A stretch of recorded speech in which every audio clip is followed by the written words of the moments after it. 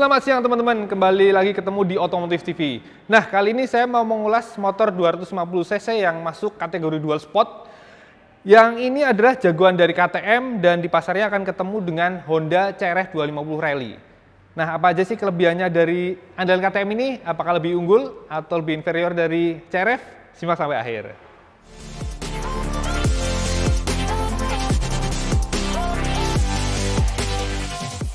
Oke, keunggulan pertama dari 250 Adventure ini tentu saja harganya teman-teman. Ternyata dibanderol hanya 79 juta rupiah. Itu hampir setengahnya dari kakaknya yang 390 Adventure, yang mana alhamdulillah 139 juta. Nah, ini harga 79 juta jauh lebih murah dibanding CRF 250 Rally, yang mana dibanderol 88 juta 350 ribuan. Jadi ini lebih murah sekitar 9 jutaan. Padahal nih, walaupun lebih murah, ternyata fitur yang ditawarkan, performa yang ditawarkan justru lebih tinggi dibanding CRF. Apa aja sih? Nah, kita urut aja. Yang pertama dari mesin.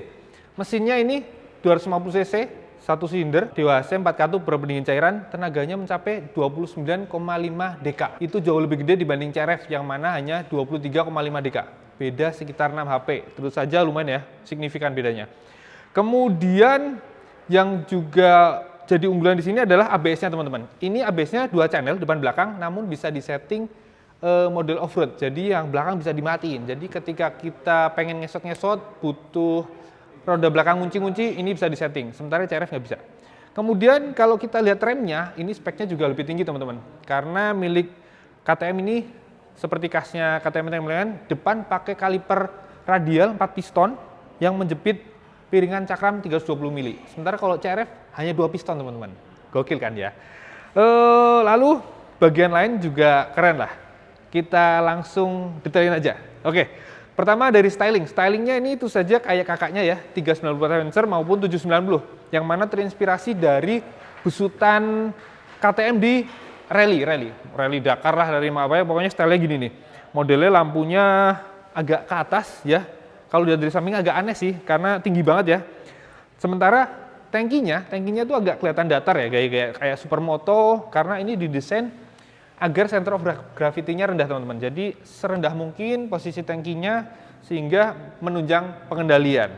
Selanjutnya saya mau kasih lihat detail aja deh. Ayo dari sini, langsung dari depan yuk. Kita lihat dari depan langsung. Oke, kita awali dari area lampu teman-teman. Nah, ini lampunya bentuknya mirip dengan yang 390. Terus di atasnya ada windshield mungil ya. Ini bisa di-adjust tapi manual, harus copot baut. Kita lihat desain lampunya nih, detailnya. Ini di sini ada DRL teman-teman. Tuh, kanan kiri bentuknya mirip bumerang ya. Terus lampunya masih pakai bohlam halogen. Kemudian di kanan kirinya ada lampu sen yang mungil bentuknya nih. Kita nyalain kayak gimana.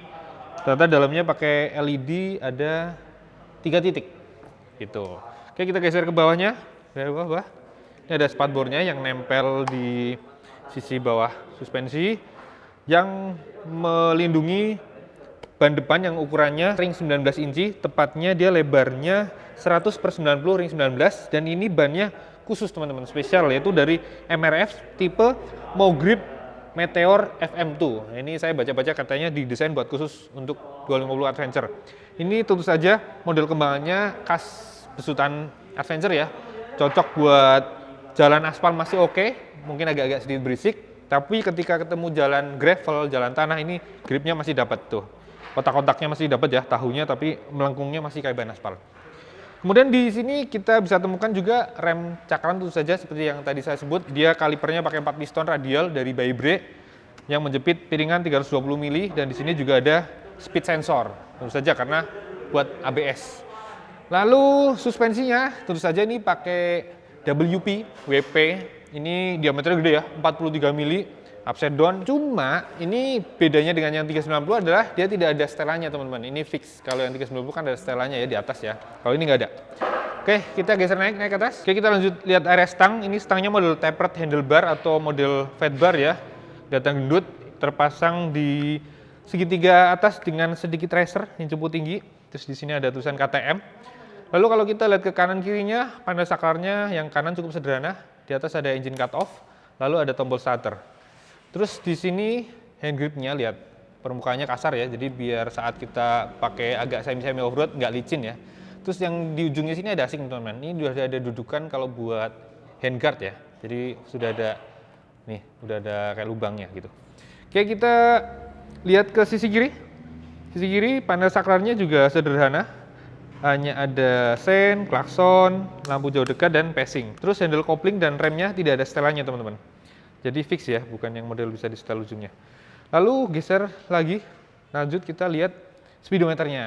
Nah, di sini kita bisa temukan speedometernya udah full digital. Tuh lihat, asik ya. Kita lihat menunya ada apa saja. Di sini itu saja ada jam, lalu ada tachometer. Di sini ada fuel meter. Di sini ada gear position, speedometer di sini yang tengah. Lalu di sini ada beberapa info nih temannya. Kita lihat aja ya, coba kita lihat. Kita pencet set, ada apa? Ternyata ada average fuel consumption, 1, 2. Nah, ini ABS teman-teman, yang kayak tadi saya sebut di awal. Jadi ABS-nya bisa di setel road dan off-road. Jadi kalau road depan belakang aktif, kalau off-road maka yang belakang akan mati. Nah, ini off-road gitu. Lalu di sini ada odometer teman-teman. Lalu ini ada lampu sen, check engine, ABS, lampu netral, ini tekanan oli, lalu ada warning ya dan lampu jauh di sini. Kemudian di bawahnya terdapat ini teman-teman lihat, ada power outlet 12 volt. Nah, jadi kalau mau butuh buat ngecas smartphone atau GPS bisa di sini. Lalu di sini nih, seperti yang 390 juga, ini bisa buat dudukan buat naruh GPS tuh, udah ada tulisannya remove for GPS mount. Oke, lanjut lagi, geser ke belakangnya. Ada sebuah tangki teman-teman. Tangkinya kapasitasnya lumayan besar, 14,5 liter. Terus ini bahannya yang kayak plastik tebal gitu ya. Jadi bukan logam, bukan besi gitu. Terus geser belakangnya ini tentu saja joknya yang modelnya agak-agak gaya-gaya supermoto ya, karena yang lumayan kelihatan sekilas kayak flat. Walaupun di sisi belakang batu bonceng di sini tetap ada tonjolan ya, buat kayak buat pengerem lah. Kalau jadi yang duduk nggak terlalu melorot. Ini joknya punya permukaan yang cukup kasar teman-teman, kulitnya. Jadi itu saja biar nggak licin saat dipakai di berbagai kondisi jalan. Misal pantatnya lagi kotor, dia nggak akan gampang meleset-meleset ke depan. Terus geser lagi ke belakang, tampak ada sebuah behel yang gede banget teman-teman. Ini digenggam tuh saja mantep banget. Tuh, mungkin juga bisa buat dudukan top box di sini atau pioneers juga mungkin bisa di sini. Oke, lanjut lagi kita lihat bagian ujungnya. Langsung terdapat lihat lampu remnya ternyata mungil dan LED teman-teman. Ini asik ya, model yang buat lampu malamnya atau lampu kotanya ternyata model LED yang tebel gitu, yang kayak mobil-mobil modern. Sebentar saya mau kasih lihat kalau di rem kayak gimana. Ternyata kalau yang rem yang bawahnya teman-teman nih, yang ini. Oke, lampu senya sama persis dengan yang depan tadi, dengan model LED dengan 3 titik kecil mungil. Di bawahnya sini ada dudukan buat plat nomor, yang di ujungnya ada mata kucing kecil dan ternyata ujungnya ini pakai karet teman-teman nih. Unik ya, jadi kayak lemes gitu. Unik. Terus yang ini tadi plastik tipis ternyata gitu. Oke, kita lanjutin karena udah ke belakang, kita lihat area roda belakang teman-teman. Lanjut lagi. Nah, kalau yang belakang rodanya ring 17 in dengan lebar 130/80 ring 17. Tentu saja juga MRF Mogrip Meteor M2. Tuh lihat bentuk kembangannya ya, bener-bener ban yang bisa buat dual purpose lah gitu. Terus remnya cakram dengan kaliper 1 piston, tentu saja dari Vibray. Lanjut ke bagian, masih di area sini deh. Ini tentu saja lengan ayunya khas banget KTM ya, model cetak dan bahannya aluminium, lalu yang punya guratan di sisi luar. Jadi kesan kekernya lebih dapet, kerennya dapet, uniknya dapet banget juga. Lalu kita bisa langsung lihat lagi di sini adalah knalpotnya teman-teman. Knalpotnya ternyata modelnya oval gitu ya, pipi oval dengan ujungnya lubang yang lumayan kecil. Terus dipakai paku rivet nih di sininya. Terus cuma sayangnya nih, ini ada kayak lem-lem buat nutup celahnya, tapi kesannya kayak gimana ya, kayak agak bleber-bleber gitu ya, kurang rapi dikit. Ini sayang nih. Jadi kalau dirapiin pasti lebih keren deh. Gitu. Oh ya, terus teman-teman, ini standar emisinya ternyata sudah BS6, itu standar di India sana ya. Setaranya mungkin Euro 4 atau Euro 5 gitulah. Salah satu cirinya adalah dia sudah pakai catalytic converter 2 buah teman-teman. Satu di leher knalpot, sini lihat ke sini depan. Di sini nih, ini catalytic converter di sini depan gede banget nih. Dan ada cover pelindungnya nih. Ini pakai plat besi nih.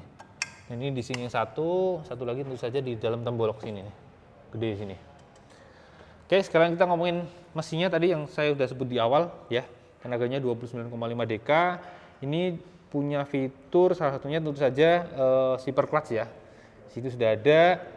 Terus pendinginannya, radiatornya di sini lumayan gede nih teman, dan dikawal dengan serut kayak dipeluk gitu ya kanan kiri. Ini gede gini. Terus di belakangnya tentu saja ada extra fan. Jadi saat suhu airnya tinggi, extra fan bekerja mendinginkan mesin. Di sini juga bisa kita lihat sasisnya teman-teman. Ini sasisnya model trellis dan modelnya yang subframe-nya bisa dilepas nih, dibaut sama seperti Adventure yang 390 maupun semua duk-duk yang dari 200 sampai 390 juga semua sekarang bisa dilepas. Gitu. Terus kalau lihat bodywork-nya kayak tadi saya bilang di awal, ini gayanya gaya-gaya besutannya KTM di ajang rally. Dan ini khas banget lah, dari 250 sampai 790 modelnya kayak gini semua ya, mirip. Terus yang di sini uniknya adalah kalau kita lihat detailnya di sini ternyata nih, lihat ada panel papannya yang kasar banget teman-teman. Nih, ini mungkin biar di celana nggak licin ya. Terus di sini ada tulisan Adventure. Wih, keren ini. Tuh nih, keren. Oh ya, satu lagi teman-teman. Tadi saya ada satu yang belum sebut. Suspensi belakang. Tentu saja pakainya WP. Terus ini ada setelan preloadnya kalau nggak salah 10 tingkat. Nyetelnya tinggal pakai kunci khusus ya. Dan ini asiknya sih warna pernya putih. Jadi sesuai dengan stripping-stripping di bodinya tuh ada putih-putihnya gitu. Oke, dari tadi kita lihat sisi kanan, terus kita pindah sisi kiri.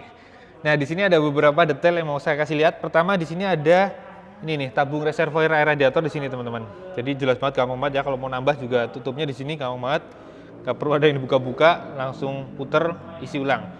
Kemudian di sini di knalpot terlihat ada O2 sensornya di sini nih, gede banget atau O2 sensornya. Dan ini tuh saja yang model ada pemanasnya nih. Oke, lanjut lagi. Terus footstepnya tadi mungkin belum kasih lihat ya. Ini modelnya aslinya bergerigi tapi dikasih karet nih teman-teman. Jadi mungkin saat kita main off-road ini karetnya bisa dilepas jadi lebih menggigit ke sepatu. Terus ini tuas persnelingnya ternyata bisa menekuk tuh. Jadi mungkin kalau apes jatuh jadi nggak gampang patah. Lalu footstep belakangnya, lihat dudukannya menggantung dengan pijakan yang ada karetnya. Wih, karetnya empuk. Kayak punya pulsar bentuk karet-karetnya.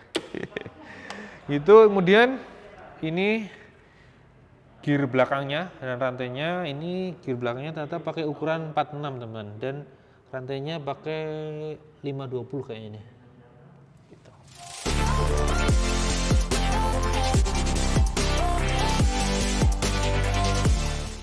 Oke, saya sekarang mau nyoba duduk di atas motornya. Wah, tinggi joknya 855 mili, ternyata emang lumayan tinggi teman-teman. Lihat, saya yang tingginya 173 cm masih jinjit. Tuh. Terus yang bisa dirasakan lagi adalah ternyata joknya ketika kita dudukin rasanya dia kotak gitu, lebar. Jadi paha kita jadi kayak ketahan harus mengangkang gini ya karena lebar. Tapi kalau udah naik sebelah sih nyampe tuh. Jadi triknya salah satu kaki harus naik. Terus suspensinya, wow, ini khas besutan buat segala macam medan ya. Lumayan empuk dan travelnya panjang. Yang belakang pun, nah, untuk setelan standar pilotnya lumayan empuk. Terus stangnya berasa lebar banget, terus deket ke badan nih, lihat. Kayak tangannya nekuk ya. Ini kayaknya nanti kalau udah ada unit tesnya kita jalan-jalan jauh ke belusukan itulah, kayaknya asik banget ini. Ya semoga nggak lama. Dah gitu aja teman-teman. Video kali ini tentang versi present dari KTM 250 Adventure. Jadi ini bisa jadi pilihan buat teman-teman yang suka adventure, buat suka motor dual sport, bisa jadi pilihan selain Honda CRF 250 Rally. Seperti saya sebut tadi di awal, ini keunggulannya adalah harga lebih murah, fitur yang lebih banyak, terus performa mesin yang lebih besar dibanding CRF Rally. Teman-teman mau pilih mana? Tentu saja pilihan tetap jatuh ke tangan Anda. Oke, gitu aja teman-teman. Terima kasih buat sudah menonton. Jangan lupa like, subscribe, komen. Mau usulan atau mau nanya-nanya boleh tulis aja. Terus share ke teman-temannya. Lalu jangan lupa follow IG kami otomotif_tv, dan ini jangan lupa sambangi juga Motor Second, channel baru kami yang membahas motor-motor bekas berkualitas, dan satu lagi mampir-mampir ke otomotifnet.com untuk info-info tentang dunia otomotif, dari modifikasi, tips dan sebagainya, pokoknya lengkap. Oke, sampai jumpa. Terima kasih. Jangan lupa pakai helm kalian motor.